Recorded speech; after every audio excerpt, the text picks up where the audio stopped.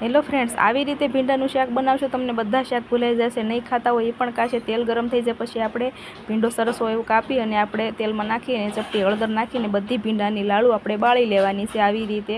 અને જો આવી રીતના લાડુ તમે બાળી લો એટલે સરસ એવું તમને લાગે કે લાડુ બધી બળી ગઈ છે. બીજી કડાઈમાં તેલ ગરમ થઈ જાય પછી રાઈ જીરું, સૂકલ લાલ મરચી અને મીઠા લીમડાના પાન નાખીને વઘાર કરવાનો છે. અને હવે આપણે લાંબી સ્લાઇસમાં ડુંગળી કાપીને એ નાખી દેવાની છે. ડુંગળી થોડીક આપણી ચડી જાય પછી એમાં થોડાક ધાણા આખા અને ટમેટું નાખી દેવાનું છે, ઝીણું સમારેલું. આ રીતના બધો આપણે મસાલા આપણે સડાવી લેવાના છે. હવે આપણે આમાં આદુ, લસણ, અદરક, અસરા ખાંડેલા નાખી દેવાના છે. હળદર, જીરું, લાલ મરચું પાવડર એ બધું નાખીને આવી રીતના પાછું મિક્સ કરી અને સરસ એવું એને સંતળાવી લેવાનું છે. અને હવે મોળું દહીં આપણે 1 વાટકી નાખવાનું છે અને બધું મિક્સ કરી દેવાનું છે. આવી ગેસની ફ્લેમ ધીમી રાખવાની. હવે આ લાડુ બાળેલો ભીંડો છે એ બધો આપણે એમાં નાખી દેવાનો છે અને સરસ એવું ભીંડાનું શાક આપણું તૈયાર થઈ ગયું છે. આવી રેસીપી તમને ગમતી હોય તો જરૂરથી ટ્રાય કરજો. અને હવે આપણે કોથમરી નાખી અને આને સજાવી દઈશું. જોઈ શકો છો કેટલો સરસ